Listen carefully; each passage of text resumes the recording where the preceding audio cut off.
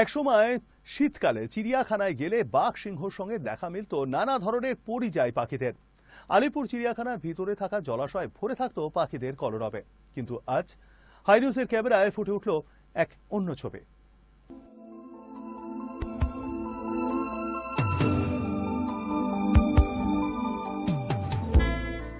আলিপুর আবহাওয়া দপ্তর সূত্রের খবর ছিল যে ডিসেম্বরের শুরুতেই রাজ্যে প্রবেশ করছে শীত, কিন্তু আলিপুর আবহাওয়া সূত্রের খবর অনুযায়ী কিন্তু ডিসেম্বরের শুরুতেই শীতেরও কিন্তু দেখা মিলল না। আর তার সঙ্গেও দেখা মিলছে না আলিপুর জুয়ের জলাশয়ে পরিযায়ী পাখিদের। হ্যাঁ, এটাই সবচেয়ে বড় অবাক করা ঘটনা যে এক সময় যে জলাশয়ে এক ভর্তি থাকতো পরিযায়ী পাখিদের ভিড়ে, কান পাতা দায় ছিল এই জলাশয়ের পাশে দাঁড়িয়ে, কিন্তু এখন আর দেখা মেলে না পরিযায়ী পাখিদের। এই জলাশয়ে এখন বসবাস করছে হাতে গোনা কয়েকটি রাজহাঁস, পাতিহাঁস।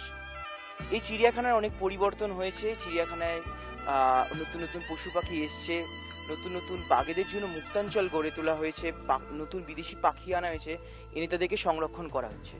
কিন্তু ডিসেম্বর মাস মানেই শীতকাল, আর সেই সময় মানুষ চিড়িয়াখানায় সবচেয়ে বেশি আসে। আর চিড়িয়াখানায় বাকি পশু পাখিদের সঙ্গে কিন্তু সবচেয়ে বেশি আকর্ষণের মূল কেন্দ্র ছিল এই পরিযায়ী পাখিদের জলাশয়। কিন্তু এই পরিযায়ী পাখিদের কিন্তু এখন আর দেখা মেলে না। তবে এই বিষয়ে আমরা চিড়িয়াখানা কর্তৃপক্ষের সঙ্গে জানতে চাইলে তাদের দাবি, তারাও জানে না যে এর কারণটা কি। তাদেরও দাবি গত 2-3 বছর ধরে আর দেখা মেলে না পরিযায়ী পাখিদের।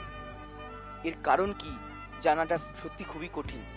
একটা সময় ছিল এই পরিযায়ী পাখিরা বিশ্বের নানা প্রান্ত থেকে কলকাতার এই আলিপুর জুয়ের যে জলাশয়ে আসতো, কয়েক মাস এরা এখানে থাকতো, শীত চলে গেলেই তারা আবার পাড়ি দিত তাদের চেনা জায়গা। কিন্তু এখন কি তাদের দেখা মেলা যায় না। ক্যামেরায় অর্ক মাইতির সাথে অরিজিৎ দাসের রিপোর্ট, হাই নিউজ।